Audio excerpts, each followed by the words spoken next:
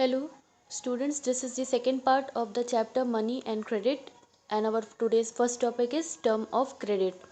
Last topic में students मैंने आपको बताया था कि क्रेडिट का मतलब क्या होता है। क्रेडिट का मतलब होता है लोन, जिसे हम उधार कहते हैं। और क्रेडिट को लेने के दो तरीके के सोर्सेज हैं। एक है हमारे पास फॉर्मल सोर्स, जिसको हम बैंक कहते हैं, और दूसरा इनफॉर्मल सोर्स है, जैसे कि किसी से भी जिससे आपसे जान पहचान है, कोई आपका फ्रेंड हो गया, रिलेटिव हो गया, जिससे आप लोन ले सकते हैं न। टर्म्स ऑफ क्रेडिट का मतलब क्या है? जब भी कोई लोन एग्रीमेंट होता है कि कौन लोन ले रहा है, कौन लोन जो दे रहा है, उनके बीच में जब एग्रीमेंट होता है तो उसमें इंटरेस्ट रेट लिखा जाता है, स्पेसिफाई किया जाता है कि किस इंटरेस्ट रेट पे जो बोरोवर है वो ले रहा है, और वो लेंडर को किस इंटरेस्ट रेट पे लोन चुकाएगा और उसको कैसे रीपे करेगा, किस मोड में पे करेगा। इन एडिशन इसके साथ साथ लेंडर में डिमांड द कोलेट्रल, जो लेंडर है, जो उधार दे रहा है, जो क्रेडिट दे रहा है, वो डिमांड कर सकता है कोलेट्रल की। कोलेट्रल एक सिक्योरिटी होती है अगेंस्ट दी लोन। ऐसे ही तो कोई लोन हमें नहीं दे देगा, हमें कोई ना कोई सिक्योरिटी देनी पड़ती है, तब हमें लोन मिलता है। तो स्टूडेंट्स, कोलेट्रल क्या है? कोलेट्रल एक एसेट है डैट द बोरोअर ओन्स, जो कि बोरोअर के पास होता है। वो उसकी ज़मीन हो सकती है, उसकी बिल्डिंग हो सकती है, उसका कोई व्हीकल हो सकता है, या कोई भी उसका बैंक में डिपॉजिट हो सकता है, जिसे वो गारंटी की तरह इस्तेमाल कर सकता है और लेंडर को दे सकता है कि जब तक वो लोन पे नहीं करेगा तब तक वो सिक्योरिटी के तौर पे लेंडर अपने पास रख सकता है। If the borrower fail to repay the loan, अगर बोरोवर जो उधार ले रहा है अगर वो फेल हो जाता है और लोन को रीपे नहीं कर पाता है, the lender has the right to sell the asset, तो लेंडर जो उधार दे रहा है उसके पास ये पूरा अधिकार होगा कि वो एसेट को, उसको, उस सिक्योरिटी को बेच सकता है और अपना पेमेंट निकाल सकता है। Property such as land, titles, deposit with the bank, livestock are some common example of collateral used for borrowing. तो बैंक के पास आपने बैंक क्या करता है, कभी कभी इस तरीके की लैंड्स और प्रॉपर्टीज़ को अपने पास रख लेता है और उसके बेसिस पे लोगों को लोन देता है और सिक्योरिटी के तौर पे, जब भी कोई बोरोवर लोन लेने के लिए आता है। Interest rate, collateral and documentation requirement and the mode of repayment together comprises what is called terms of credit. Now terms of credit का मतलब ये होता है कि इन चार चीज़ों से मिल के आपका terms of credit बनता है। इंटरेस्ट रेट, कोलेट्रल मतलब सिक्योरिटी, डॉक्यूमेंटेशन का मतलब जो डॉक्यूमेंट्स, जो पेपर वर्क लगता है, और मोड ऑफ रीपेमेंट का मतलब हो गया कि जो लोन लिया है उसको कैसे हम पे कर रहे हैं, कैसे चुका रहे हैं, कैसे उसको किस मोड में चुका रहे हैं। मतलब हम कैश दे रहे हैं, चेक दे रहे हैं, ईयरली पे करेंगे कि क्वार्टरली पे करेंगे कि हम मंथली पे कर सकते हैं। Now they may very depending on the nature of the lender and the borrower, ये डिपेंड करता है बोरोवर और लेंडर के ऊपर कि वो किस मोड में पेमेंट चाह रहे हैं। ये सब कंडीशंस के ऊपर डिपेंड करता है। Formal sector credit in India, we have seen in the above example that the people obtain loan from various sources. हमारे पास बहुत सारे एग्जाम्पल्स हमने अपने चैप्टर में देखे कि लोग जो हैं वो लोन अलग अलग सोर्सेज से लेते हैं। The various type of loan can be conveniently grouped as formal sector loan and informal sector loan. तो जो भी लोन लिया जाता है उसको हम दो पार्ट में बांट सकते हैं, एक है फॉर्मल सेक्टर लोन और दूसरा है informal sector loan. Among the former the loan from bank and cooperative, जो फॉर्मल सेक्टर ऑफ लोन है वो लोन हम कहाँ से लेते हैं? बैंक से और कोऑपरेटिव से लेते हैं। The informal lender include money lender, trader, employer, relative and friend. और जो हमारा इनफॉर्मल सेक्टर लोन होता है वो हमें कहाँ से मिलता है? वो हमारे कोई मनी लेंडर साहूकार हो गया, ट्रेडर कोई व्यापारी, कोई एम्प्लॉयर हमें या फिर कोई हमारा रिलेटिव्स, हमारा कोई रिलेशन में हो, या कोई हमारा दोस्त हो, इस तरीके के लोगों से जब हम लोन लेते हैं तो उसे इनफॉर्मल सेक्टर लोन कहा जाएगा। इस ग्राफ में भी स्टूडेंट्स आप ये देखिए, ये यहाँ पे देख सकते हैं कि आपके कोऑपरेटिव बैंक्स हो गई, कमर्शियल बैंक्स हो गए, लैंडलॉर्ड हो गया, और रिलेटिव्स फ्रेंड्स हो गए, मनी लेंडर हो गया, कुछ इंस्टीट्यूशनल एजेंसीज हो गई। तो इस तरीके से क्रेडिट को अवेल किया जा सकता है। The reserve bank of India supervise the functioning of formal sources of loan, जो फॉर्मल सोर्सेज ऑफ लोन होते हैं उसका supervision RBI, reserve bank of India करता है। For instance, we have seen that the bank maintain a minimum cash balance out of the deposit they receive.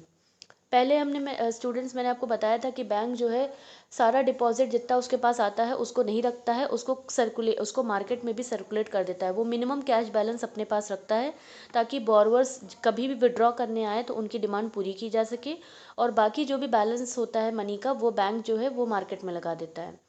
The RBI monitors the bank in actually maintaining the cash balance.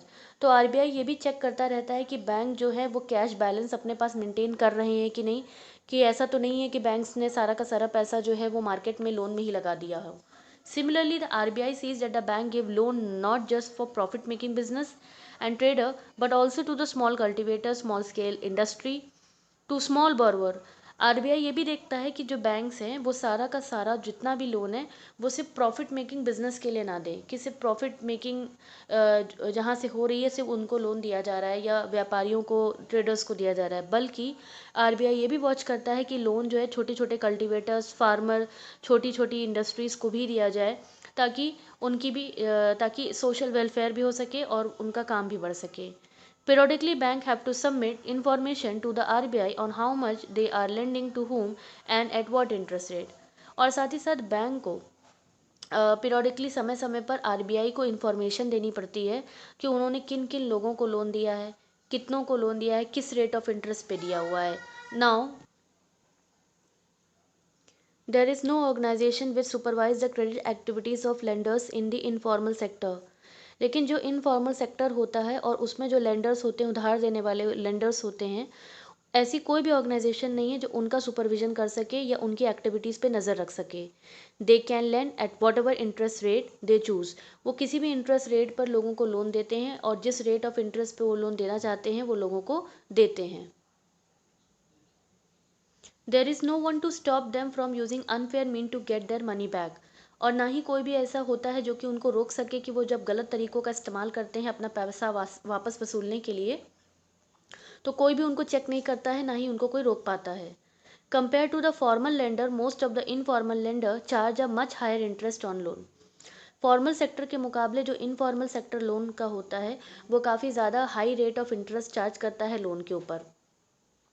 दस the cost to the borrower of informal loan is much higher. इसीलिए informal loan का जो cost होता है वो काफ़ी ज़्यादा होता है और बोरोअर जो भी इनफॉर्मल सेक्टर से लोन लेते हैं उनको ज़्यादा रेट ऑफ इंटरेस्ट पे करना पड़ता है।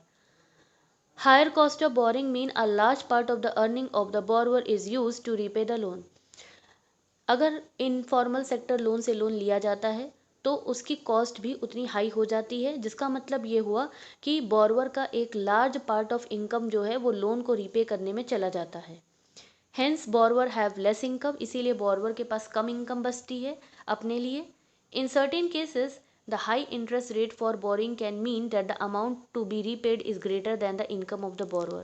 और कई कई जगहों पे ये भी होगा कि हाई रेट ऑफ इंटरेस्ट जब बोरोवर पे कर रहा है उसका मतलब ये है कि उसके पास अपने लिए कम इनकम बचेगी और वो रीपे ज़्यादा कर रहा है। Now this could lead to the increasing dept and dept trap. जिससे क्या होगा कि डेप्ट जो उधार है वो बढ़ता चला जाएगा बोरोवर के ऊपर और वो डेप्ट ट्रैप उधार के चक्कर में भी फंस सकता है। Also, people who might wish to start an enterprise by borrowing may not do so because of the high cost of borrowing। और साथ ही साथ जो लोग अगर इच्छा रखते हैं कि कोई वो नया बिजनेस स्टार्ट करें और तो वो भी इसीलिए बोरो नहीं कर पाते हैं, क्योंकि बोरो करना, लोन लेना काफ़ी हाई कॉस्ट हो जाता है, इसीलिए वो भी इस चीज़ को नहीं कर पाते हैं। फॉर दीज रीज़न, इन्हीं सब कारणों की वजह से bank and cooperative society need to lend more. इसीलिए ये ज़रूरी है कि बैंक्स जो हैं, कोऑपरेटिव सोसाइटीज़ जो हैं, वो ज़्यादा से ज़्यादा लोन को अवेल करें, लोगों को लोन प्रोवाइड कराएं। This would lead to higher income and many people could then borrow cheaply for a variety of need. इससे क्या होगा कि लोगों की इनकम जो है वो बढ़ेगी और लोग जो हैं वो आसानी से बैंक से चीप सस्ता लोन उठा सकेंगे और अपनी नीड को पूरा कर सकेंगे। They could grow crop, do business, set up the small scale business. लोग क्रॉप्स को ग्रो कर सकते हैं, अनाज उगा सकते हैं, नया बिजनेस खड़ा कर सकते हैं, छोटी मोटी इंडस्ट्री डाल सकते हैं या वो कोई नई इंडस्ट्री खड़ी कर सकते हैं गुड्स में। Cheap and affordable credit is crucial for the country development. इसीलिए सस्ता और अफोर्डेबल क्रेडिट जो है वो बहुत ही इंपॉर्टेंट है कंट्री के डेवलपमेंट के लिए। That's for today students, thank you.